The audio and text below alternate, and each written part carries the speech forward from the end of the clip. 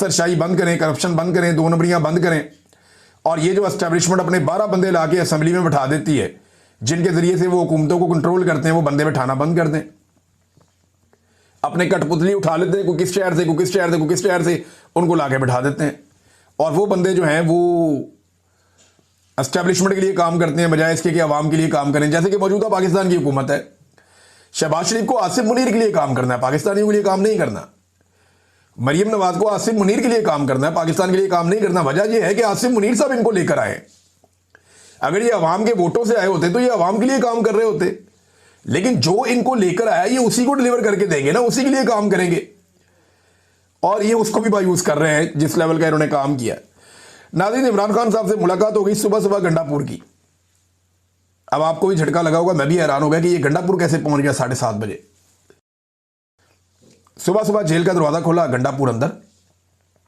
अब ये वही गंडापुर है जो बड़े लंबे अरसे से ये कह रहा था कि मेरी इमरान खान से मुलाकात नहीं होने दी जा रही, मेरी इमरान, मैं कहता था कि ये कैसे पॉसिबल है, ये जब चाहेगा जाके इमरान खान को मिल लेगा।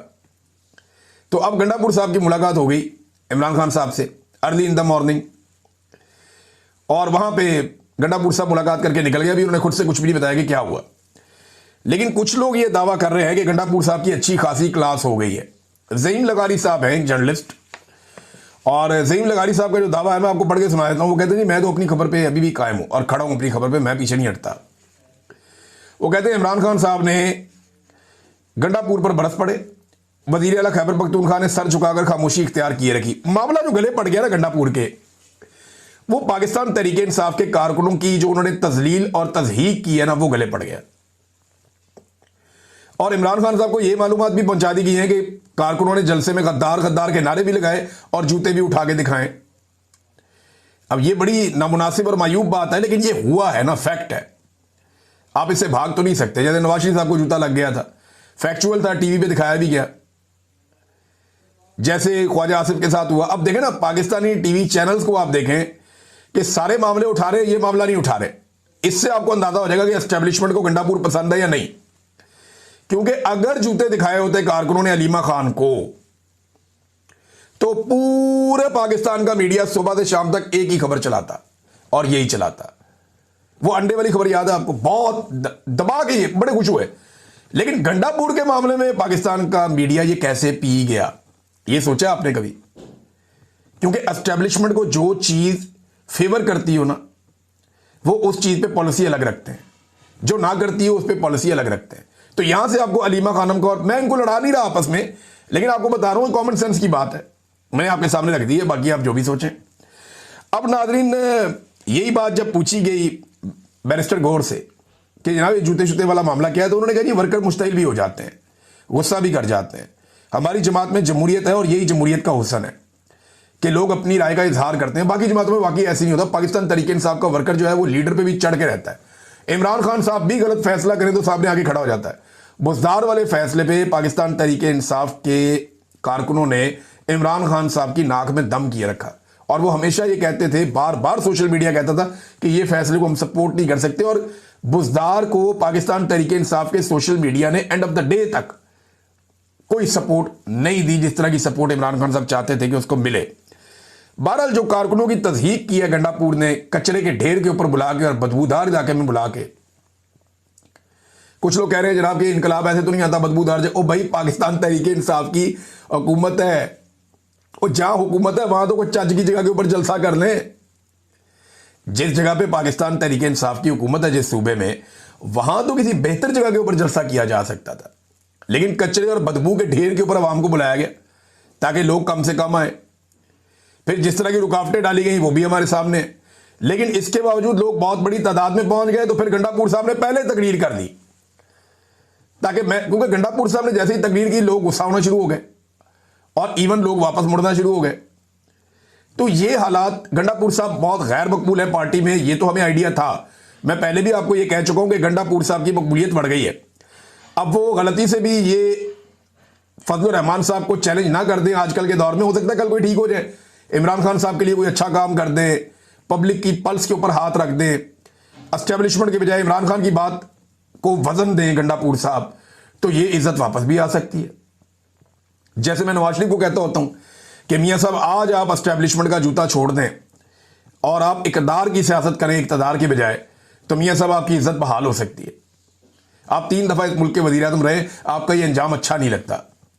तो इसी तरह गंडापुर साहब अगर चाहे और पब्लिक की तरफ आकर खड़े हो जाए एस्टेब्लिशमेंट की बजाय, तो एकदम सूरत हाल बदल जाएगी। अब इमरान खान साहब जेल से बैठ के इनकलाब लाने की बात करते हैं, गंडापुर साहब जलसे में आसिफ मुनीर की मिन्नतें कर रहे हैं आर्मी चीफ के कि जनाब ये मसला हल करवा दें, सारे आपके पीछे खड़े हो जाएंगे। इमरान खान साहब कहते हैं उनसे बात नहीं करनी। साफ मना किया इमरान खान ने कि गंडापुर ने, बैरिस्टर सैफ ने और बाकी लोगों ने 1-2 और नाम लिए कि कोई बात नहीं करेगा एस्टेब्लिशमेंट से। बैरिस्टर गौर को भी मना किया और गंडापुर उसी एस्टेब्लिशमेंट को जलसे के अंदर खड़े होकर दावत दे देंगे, यार ये मसला हमारा हल कर दें। ये इमरान खान साहब के अहकामात पे अमल हो रहा है। सुनने में आया कि इमरान खान साहब ने इस पे जो है वो अभी चीजें सामने आ जाएंगी। इस पे बैरिस्टर सलमान अकरम राजा साहब का एक स्टेटमेंट है, बड़ा इंपॉर्टेंट है। सलमान अकरम राजा साहब का स्टेटमेंट मैं आपको पढ़ के सुनाया दूं, एक्चुअली उनके साथ हुए सवाल जवाब। अच्छा, इन्होंने जेल के बाद बताया, देखिए खान साहब ने हदायत दी है कि आइंदा के लिए वो कह रहे हैं कि मैं अभी पार्लिमानी पार्टी की हमारी मीटिंग में जाकर बात करूंगा और खान साहब बिल्कुल वाज़ेह हैं कि पाकिस्तान की कौम अपना फैसला कर चुकी है और कौम कायदीन जो है पार्टी के उनसे आगे निकल चुकी है। तो पार्टी के कायदीन को अब सोचना होगा कि उन्होंने कौम के साथ चलना है या कौम से पीछे रह जाना है। ये इमरान खान साहब बात कर रहे हैं कि कौम आगे निकल गई है, तुम लोग पीछे रह गए हो सारे। अब तुम लोग सोचो कि तुमने कौम के साथ चलना है या पीछे रह जाना है तुमने, क्योंकि कौम तो आगे निकल गई है। और ये पार्टी के हर लीडर के लिए ये बात है और जो मुआज़िज़ जितने भी रहनुमा है पार्टी के उन सब के लिए है। खान साहब बड़े वाज़ेह हैं और उन्होंने ये बात की है कि कौम के साथ तहरीक इंसाफ को खड़ा होना होगा। साफी ने पूछा कि जलसा हुआ, उस पर खान साहब ने क्या कहा। उन्होंने कहा जलसे के इंतजामी मामला में वही बदबू वाला मामला, कचरे वाला मामला, उसके ऊपर खान साहब ने शिकायत थी। खान साहब तक मुकम्मल बात शायद बराह रास्त नहीं पहुंची थी, लेकिन इस पर रिपोर्ट हो रहा है कि खान साहब ने बरहमी का इजहार किया है। जलसे में जो जूते वगैरह दिखाए गए इन पर बानी पीटीए बरहम नहीं हुए, ये पूछा।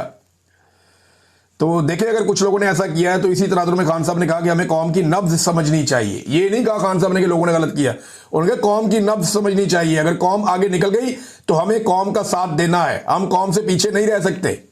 ये इमरान खान साहब ने जेल में कहा।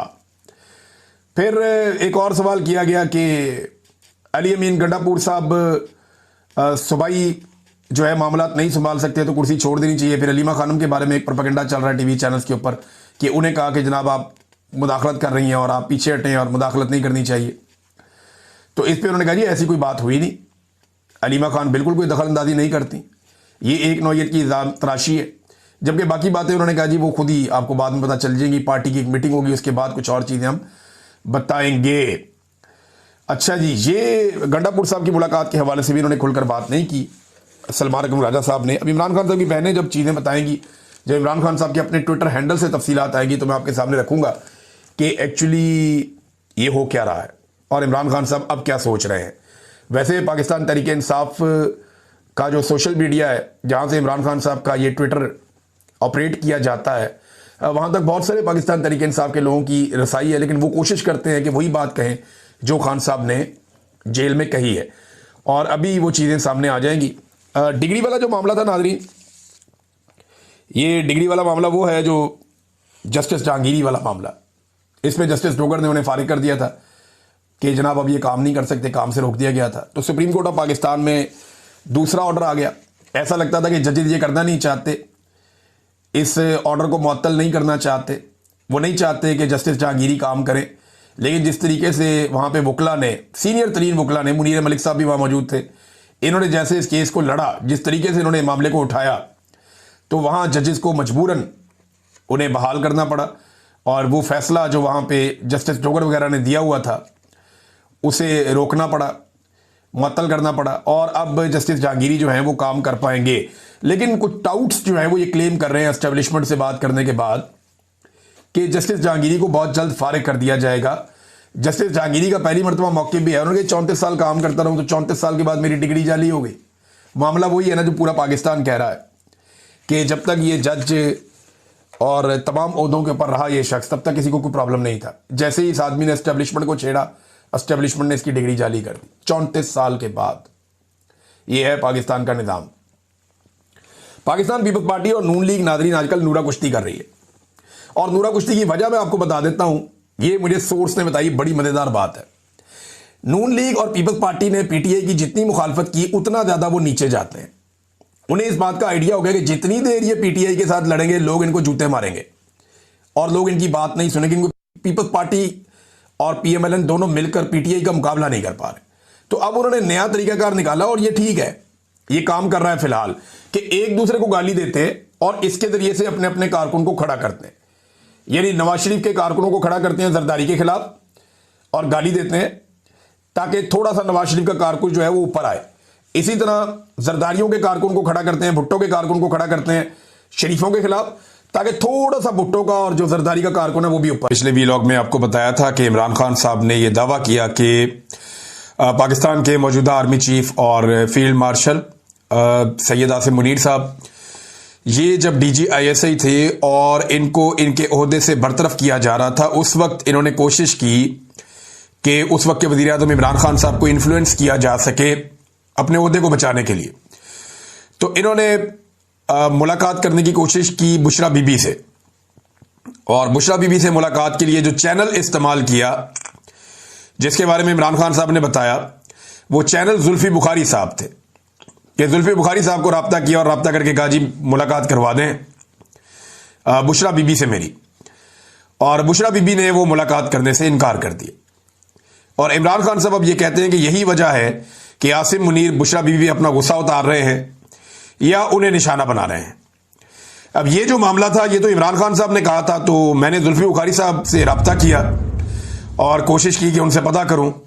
तो मेरा उनसे राब्ता हो गया, क्योंकि जुल्फी बुखारी साहब अमेरिका में मौजूद हैं और वहां वो एक बड़ी इंपॉर्टेंट हेयरिंग है जो वहां पे हुई है अमेरिका में, और उसकी तफसीलात मैं आपको बाद में बताता हूं। ये Tom Lantos Human Right Commission है अमेरिका में, कांग्रेस में, और ये बहुत इंपॉर्टेंट कमीशन है। इसी कमीशन में जब हेयरिंग हुई थी अहमद नूरानी के भाइयों के हवाले से, तो फौरी तौर पे अहमद नूरानी के भाइयों को आईएसआई ने रिलीज कर दिया था, और बाद में यह कहानी बनाई गई थी कि कच्चे के डाकू इन्हें उठाकर ले गए थे और उसके बाद वो वहां से फरार होकर आ गए, या पुलिस वहां पे चली गई, या कुछ इस तरह बाजियाब हो गए। तो ये कहानी थी।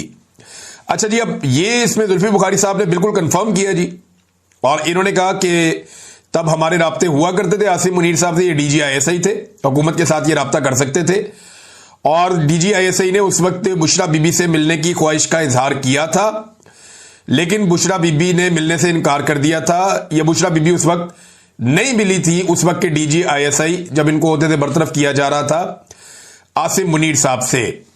अब कुछ लोग ये कह रहे हैं कि एक्चुअली आसिम मुनीर साहब मिलना चाहते थे बुशरा बीबी को करप्शन के मामलात में, कोई इंक्वायरी कर रहे थे वो। तो एक तो डीजीआईएसआई ने करप्शन में क्या इंक्वायरी कर दी, उनका तो ताल्लुक ही कोई नहीं है इन चीजों से, और दूसरा क्या वो ये चाह रहे थे कि वो जाएं और जाके बुशरा बीबी से तहकीकात करें खातून अव्वल से। तो ये कोई बातें ना, कोई सेंस नहीं बनती। अच्छा, बहुत सारे लोग ये कहानी सुनाते हैं और बार बार ये कहते हैं कि हाफिज सैयद आसिम मुनीर साहब जब डीजीआईएसआई थे तो जनाब ने कोई करप्शन पकड़ ली थी बुशरा बीबी की, फराह खान की और उस्मान बुज़दार की, और इन्होंने कहा था कि जी ये लोग करप्शन कर रहे हैं, तो इस गुस्से में इमरान खान ने इन्हें ओहदे से हटा दिया था। ये अब जो कहानी मार्केट में फ्लोट की गई आज से 2-2.5 साल पहले, वो ये है। हालांकि इससे पहले किसी को इस कहानी का पता भी नहीं था, कोई अलिफ बे भी नहीं थी इस कहानी की, लेकिन अचानक से ये कहानी मार्केट में फ्लोट की गई कि ये जनाब हुआ था। देखिए, अब वही आसिम मुनीर साहब मुल्क के स्याह और सफेद के मालिक बने हुए हैं। अब वो फील्ड मार्शल भी हैं, आर्मी चीफ भी हैं, और ये हुकूमत भी उनके कदमों में बैठी हुई है। तो जो चाहे वो करें। कल वो अहमद वली खान ने ठीक बात की ना कि मौजें तो सारी जो हैं वो इधर हैं और इनको तो कोई छेड़ नहीं सकता। तो ताकत तो सारी जनाब, ताकत का जो मंबा है वो तो आर्मी चीफ हाउस है, इस वक्त उनके पास है ताकत, जीएचक्यू में। और मामला यह है कि अब सारी ताकत आपके पास है, तो पकड़े उस्मान बुज़दार को, पकड़े फराह खान को, और केस बनाए बुशरा बीबी पे उस करप्शन का जिसको पकड़ा था आसिम मुनीर साहब ने, और उनके पास कोई फाइल थी। क्या आज तक वो फाइल सामने आई? नहीं। क्या आज तक उस फाइल के कोई इल्जाम प्रैक्टिकली सामने आए? नहीं। इल्जाम क्या था कि ये लोग कोई अफसरान की ट्रांसफर पोस्टिंग करते हैं, जिसमें ये अफसरान की ट्रांसफर पोस्टिंग के लिए पैसा वसूल करते हैं। भाई, वो जो पैसा वसूल किया, रिश्वत लेना और देना दोनों जुर्म है। तो वो जो अफसरान रिश्वत देकर अपनी ट्रांसफरें ले रहे थे या अपनी पोस्टिंग्स करवा रहे थे, वो अफसरान किधर है? उनमें से कितने गिरफ्तार किए आसिम मुनीर साहब ने आर्मी चीफ बनने के बाद? 1, 2, 10, 20, कोई भी, एक भी नहीं। उस्मान बुज़दार कहां पे है? वो गर्मियां आजकल, तो वो आम ठंडे करके खा रहे हैं वहां पे दरिया में या स्विमिंग पूल में। तो उस्मान बुज़दार साहब को पकड़ लेते, उनसे पूछते कि आपने ये करप्शन क्यों की है। फराह खान के खिलाफ कौन सी कोई संजीदा एफर्ट हो रही है? कोई भी नहीं।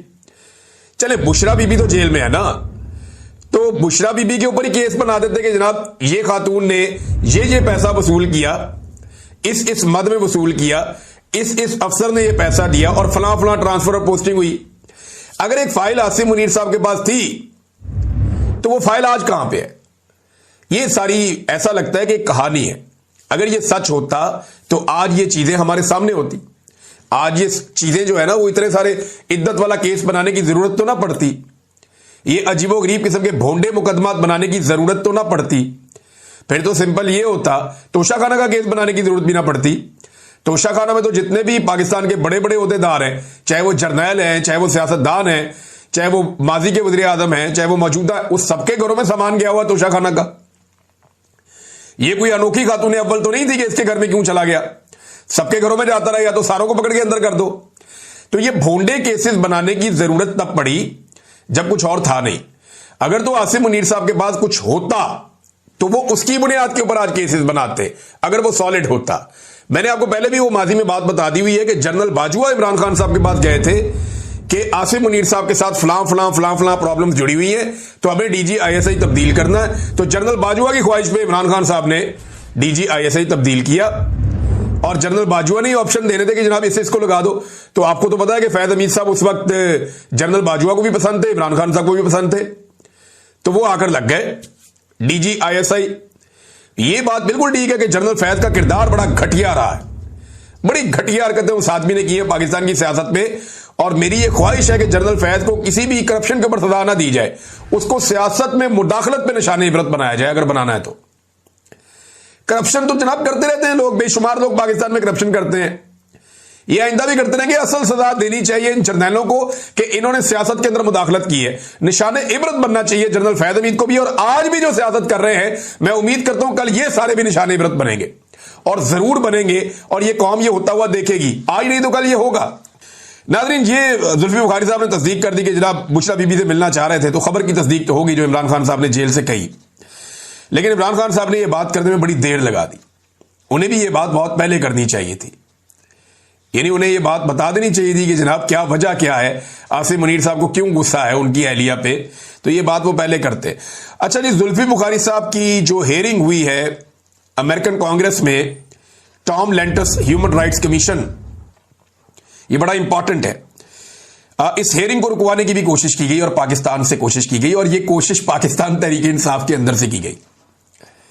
हत्ता कि यह भी कहा गया कि जुल्फी बुखारी को रोका जाए, कुछ और लोग हैं जिन्हें मौका दिया जाए, यह भी हुआ। और कुछ ऐसे लोग जो वहां जाकर बोलना चाहते थे, जो खुद विक्टिम है, जिनके साथ बड़ी ज्यादतियां हुई हैं, उन लोगों को बाकायदा पहले इनवाइट किया गया था कि आप लोग भी वहां पे आएंगे और आकर आप कांग्रेस के अंदर बताएंगे कि आपके साथ क्या जुल्म और जबर हुआ है। फिर उन सारे लोगों का मौका भी छीन लिया गया। बहरहाल जुल्फी बुखारी साहब का मौका नहीं छीन सके, उन्होंने जाकर बात की। इमरान खान साहब पर जो मुकदमा